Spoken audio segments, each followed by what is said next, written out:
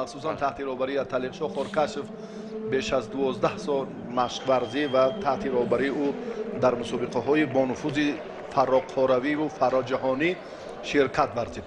با پهلوان عوض مرادوف و کامرانشاه اوستوپریون توجه میکنیم. فریدون اوستوپریون مربی برادرش است، توصیه میدهد که جدیتر عمل کند و در این روند البته باز به سهل و خطاگی ها راه ندهد، چون که دیگر ما امروز هم جای اشتباه خطا کردن نداریم و مخصوصا در مسابقه جام پرزیدنت جمهوری تاجیکستان و مخصوصا که ما میزبان این مسابقات را به دوش داریم و باید که کامرانشاه این رو هم خوب احساس کند و با یک احترامی مردم شرفمند تاجیکستان، مخلصان اشدی گوشین، امروز هم میدانداری سزاوار و موفقیت پیوسته این دورها را صاحب گردد. کامرانش مرحبا. رقابت مرحله نیمه نهایی رقابت دو کشور دوست و برادر خواهد بود. کامرانشاه اوستوپریون در برابر عوض مرادوف در جفت اول و همچنین جاندریف در برابر اسرائیل رحیموف در جفت دوم برای رسیدن به فینال تلاش میکنند. کامرانشاه از ورزشکاران ازبکستانی شناخت بسیار خوب دارد در رقابت‌های بین المللی و دستاوردهای گویم تاریخی کامرانشاه محض در ازبکستان تلاش خوردند. در همان دو چمپیونات آسیا که در تاشکند برگزار شدند کامرانشاه پیروز شده بود، یعنی از کشور همسایه خاطراتی خوب دارد کامرانشاه و ببینیم در سرزمین خودش در برابر این حریف از کشور همسایه چی کار خواهد کرد. کندن همان کمیکاتا از سوی هر دو ورزشکار به نظر می رسید، چون که در مبارزه برای دریافت گردگیری یا بخش قپیدن یا همان کمیکاتا کسی از ورزشکاران موفق نشد و چهره ناماشنای تاجیک کامرانشاه هم برای این ورزشکاران شاید عیان هم باشد قدرت و توانش، ولی شما استاد علی شریفی چی نظر دارید در مورد اونه که برای هر یک ورزشکار سه مرحله هست؟ مرحله اول آموزش، صیقل دادن مهارت و مرحله دوم مرحله اوجی شهرت کمالات و مرحله سیوم رو به تنزل. فکر میکنید فعلا کامرانشاه در مرحله دوم است؟ کامرانشاه دیگر حالا فرصت آموزشی رقیب را دقیق ندارد، چون در خصوصی که قبلا اشاره کردید کامرانشاه با مکتب گوشتین جودوی ازبکستان بسیار بلد است، خیلی از نزدیک آشناست.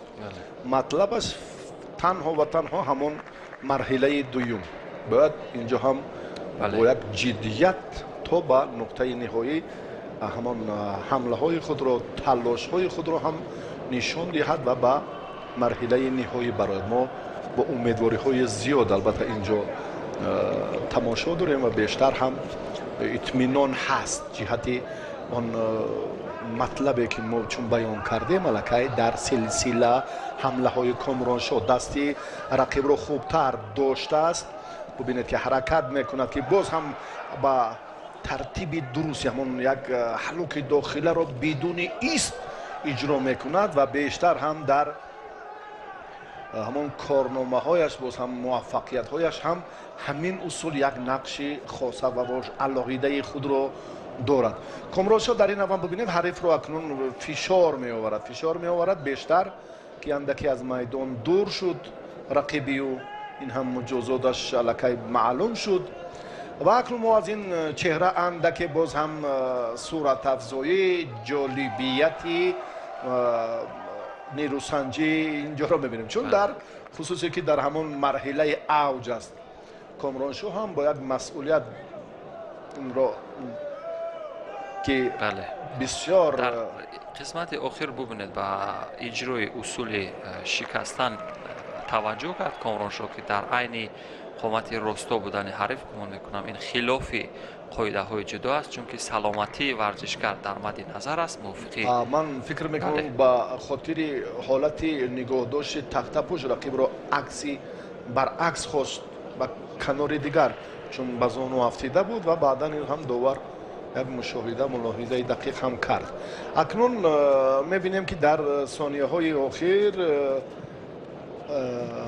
андаке паҳлавони ӯзбекистонӣ қоматашро баланд мекунад, як кӯшиши иҷро кард, аммо бисёр ҳам сарсарӣ буд ё сабуктар буд ё он қадар ба ҳамон матлабе ё дар маҷмӯъ он чизе ки истифодаи ҳамин усул тақозо мекунад аз ҳаракати паҳлавони ӯзбекистонӣ. дар кӯшиши ин паҳлавон мо инро надидем. баръакс комроншоҳ вақте ки ҳаракатҳояш вақте ки ҳамин усули ҳалуки дохиларо хеле хуб ҳам истифода кард ва рақибаш аз ин ҳолат аз ин фурсати мушкилтар раҳо ёфт. дар вақти изофа акнун мо ғолибро хоҳем дид.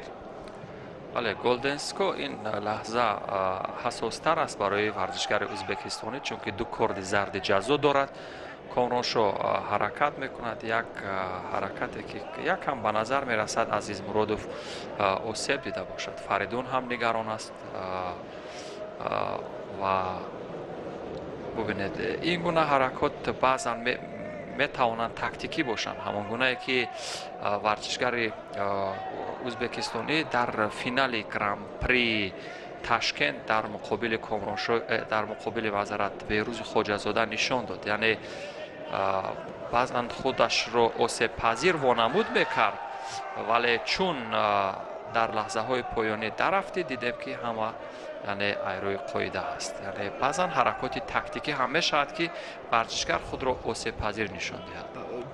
Каримхон, шидои сеюм аллакай паҳлавони ӯзбекистонро таҳдид мекунад. Агар комроншоҳ як ҳаракати дигар ҳамин тавре ки қаблан кард агар анҷом диҳад, ҳоло ба хотири ҳамин руҷӯъ мекунад ки дигарбора заифии ҳарифашро ёбад, аммо ҳоло не.